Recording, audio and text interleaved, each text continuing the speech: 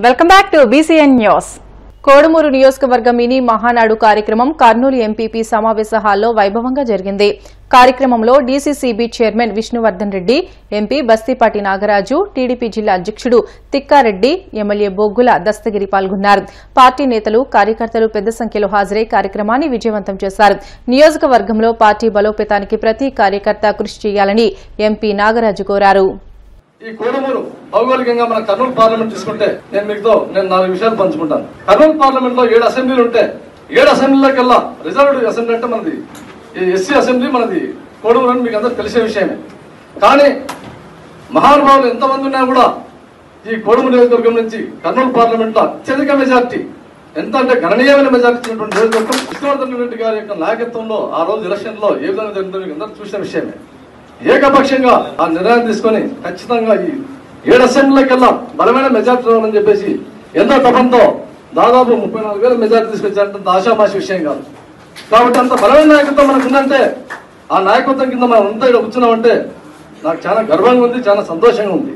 ఎందుకంటే నిన్న చంద్రబాబు నాయుడు గారు వచ్చేవాడు మీకు, ఎందుకంటే కొన్ని విషయాలు మీకు తెలియవు, నేను చెప్పాలా, నా బాధ్యత. నిన్న చంద్రబాబు నాయుడు గారు మీటింగ్ వస్తే కూడా విష్ణువర్ధన్ గారు వచ్చి ఆ కోడుమూరు నియోజకవర్గం నీటి పరిస్థితి బాగాలేదని చెప్పేసి అక్కడ సార్తో చర్చించడం జరిగింది. ఎందుకంటే ప్రత్యేక ప్రణాళిక దానికి కార్యాచరణ ఏర్పాటు చేయాలా, విష్ణువర్ధన్ రెడ్డి గారు ఉండగానే ఈ కోడుమూరు నియోజకవర్గంలో నీటి సమస్య అనేది ఉండకూడదని చెప్పేసి పరితపిస్తా ఉన్నారు. వాస్తవంగా ఎన్నో రకాలుగా మేము చంద్రబాబు నాయుడు గారికి పోతే కూడా సార్ ఫైల్ పట్టుకొని దాన్ని చేయాలని చెప్పేసి ఒక సంకల్పంతో ఉన్నారు. కాబట్టి నేను చెప్పేది అంటే ఇదే కాదు, ఆయన యొక్క నాయకత్వంలో మన నియోజకవర్గం మిగతా నియోజకవర్గాలతో కంపేర్ చేస్తే ఒక కమిట్మెంట్ తో, ఖచ్చితమైన కమిట్మెంట్ తో మీకు ఎంత న్యాయం జరుగుతుందని చెప్పేసి నేను భరోసాతో చెప్తున్నా. అంతేగాక ఎందుకంటే మినీ మహానాడు సందర్భంగా, ఎందుకంటే మనం ఈ కోడుమూరు నియోజకవర్గంలో బలమైన నాయకత్వం కలిగి మనమంతా కోడుమూరులో ఈ తెలుగుదేశం పార్టీ కార్యకర్తలను కాపాడుకోవాలని చెప్పేసి, అలాగే ఎందుకంటే మనకు తెలుగుదేశం పార్టీ గతంలో మీకు అందరూ తెలిసిన విషయమే 23 సీట్లకు పడిపోతే దాన్ని తీసుకురావాలని చెప్పేసి ఇటువంటి నాయకత్వం, బలమైన నాయకత్వం అందరూ కలిసి చేయి కలిపి మీలాంటి వాళ్ళందరూ సహకారంతో ఈరోజు అఖండంగా 94% మ్యాండేటరీతో 164 సీట్లు పెట్టి మనం తెలుగుదేశం పార్టీతో ఘనంగా వచ్చిందంటే చాలా గర్వంగా ఉంది. రాబోయే రోజులు మనం, ఎందుకంటే చంద్రబాబు గారి యొక్క నాయకత్వంలో, లోకేష్ గారి యొక్క యువ నాయకత్వంలో ఈ రాష్ట్రంలో తెలుగుదేశం పార్టీ వర్ధిల్లాలి మనకు. ఎందుకంటే వాళ్ళు ఉండగానే ఈ రాష్ట్రం బాగుపడుతుంది, మన జిల్లా బాగుపడాలంటే తెలుగుదేశం పార్టీతో సాధ్యం అవుతుంది. ఎందుకంటే మీకు అందరికి తెలిసిన విషయమే, కర్నూలు పార్లమెంటు ఎంత వెనుకబడిందంటే మీకు 2 విషయాలు చెప్తాను.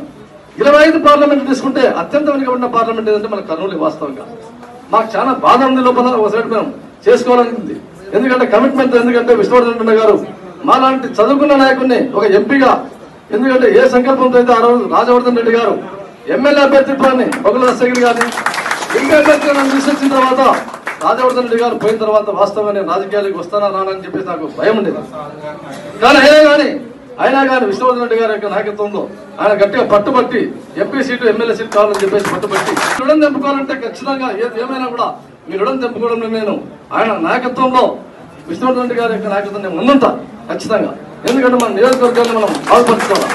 కాబట్టి మీరు కూడా, ఎందుకంటే రాబోయే రోజుల్లో మన జిల్లానే అత్యధిక మెజార్టీని మనం చెప్పాం కదా, రేపు రాబోయే లోకల్ బాడీ ఎలక్షన్లు కూడా మనం భారీ మెజార్టీతో ఏది పెట్టినా కూడా, సర్పంచ్లు అయితేనేమి, ఎంపీటీసీ అయితేనేమి, ఏది తీసుకున్నా కూడా మనం జిల్లాలో ఎక్కడ లేని విధంగా మన కోడుమూరు నియోజకవర్గంలో మనం తెచ్చామంటే అదే మనం విష్ణువర్ధన్ రెడ్డి గారికి వాస్తవంగా.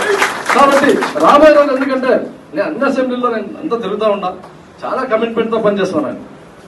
నాకు తెలుసు ఎంత కమిట్మెంట్ తో అంటే మనం పోతే కొంతమంది మీరు అనుకోవచ్చు, అన్న ఈరోజు సీరియస్ అయినా అని చెప్పేసి. ఆయన సీరియస్ అయినా అంటే దానికి అర్థం ఉంటుంది. కాబట్టి మీరు ఆ విధంగా భావించకండి. ఎందుకంటే ఆయన ఈ వయసులో కూడా మన కోసం ఒక నాయకత్వం, బలమైన నాయకత్వం కలిగి ఉండి మనల్ని కాపాడుకోవడానికి శతవిధాల ప్రయత్నం చేస్తా ఉన్నారు. కాబట్టి మినీ మహానాడులో భాగంగా ఈ రోజు మీ కార్యకర్తలకంతా బూత్ స్థాయి అయితేనేమి, రాష్ట్ర స్థాయి అయితేనేమి, మండల స్థాయి అయితేనేమి మీకు అందరికీ భరోసా కల్పిస్తూ, ఎందుకంటే రేపు జరగబోయేది మే 27, 28, 29 తారీఖున ఆ మహానాడులో మనమంతా ఖచ్చితంగా పాల్గొని జయప్రదం చేయాలని చెప్పేసి కూడా కోరుకుంటున్నాను. ప్రజా సమస్యల పరిష్కార వేదిక ద్వారా అందిన అర్జీలకు వేగంగా నాణ్యమైన పరిష్కారాన్ని అందించాలని డీఆర్ఓ విశ్వేశ్వర నాయుడు అన్ని శాఖల అధికారులను ఆదేశించారు. కడప సభాభవన్లో ఏర్పాటు చేసిన ప్రజా ఫిర్యాదుల పరిష్కార వ్యవస్థలో డీఆర్ఓ విశ్వేశ్వర నాయుడు ప్రజల నుండి అర్జీలను స్వీకరించారు. ఈ సందర్భంగా ఆయన మాట్లాడుతూ ఫిర్యాదుదారుల నుండి వచ్చిన విజ్ఞప్తులను సంబంధిత అధికారులు క్షేత్రస్థాయికి స్వయంగా వెళ్లి క్షుణ్ణంగా పరిశీలించి పారదర్శకంగా విచారణ చేయాలని అన్నారు. అనంతరం అర్జీదారుడు సంతృప్తి చెందేలా నిర్ణీత గడువులోపు తప్పనిసరిగా పరిష్కరించాలని అన్నారు. విచారణకు కింది స్థాయి అధికారులను పంపకుండా స్వయంగా అధికారి వెళ్లాలని సూచించారు.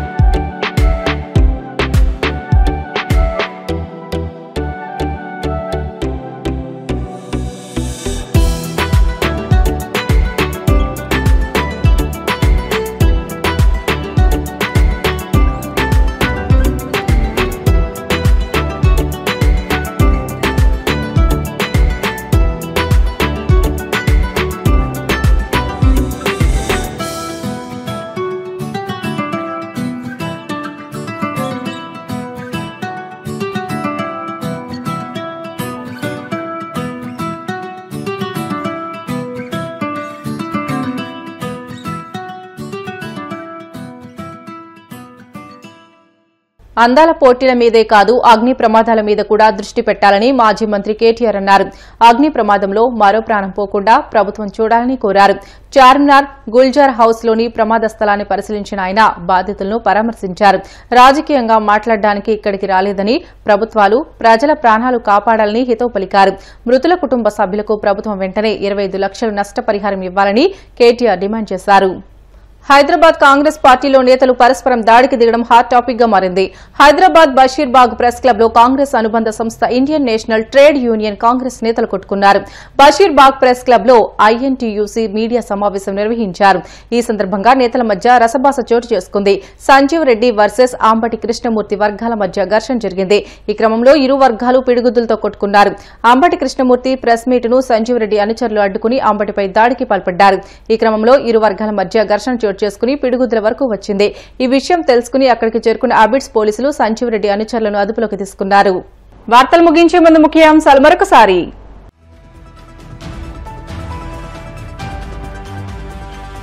చిన్న తరహా సాగునీటి కాలువలు ప్రాజెక్టు నిర్వహణ పనుల పర్యవేక్షణకు డ్రోన్లను వినియోగిస్తామని వెల్లడించిన మంత్రి నిమ్మల రామానాయుడు.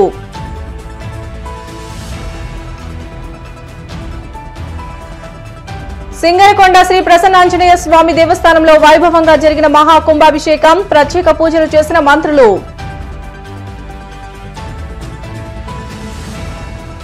తిరువూరు మున్సిపల్ ఎలక్షన్లో టీడీపీ ఎమ్మెల్యే కొలికపూడి శ్రీనివాస్ దౌర్జన్యంపై స్టేట్ ఎలక్షన్ కమిషనర్ కు ఫిర్యాదు చేసిన వైసీపీ నేతలు.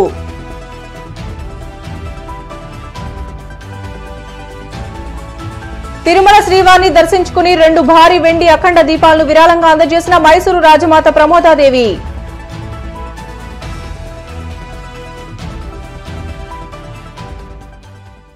ఇవి ఇప్పటివరకున్న బులెటిన్లోని అప్డేట్స్. మరిన్ని వార్తల కోసం BCN digital YouTube channel, Facebook పేజీని ఫాలో అవ్వండి. అప్డేట్ వార్తల కోసం ప్లీజ్ డూ సబ్స్క్రైబ్.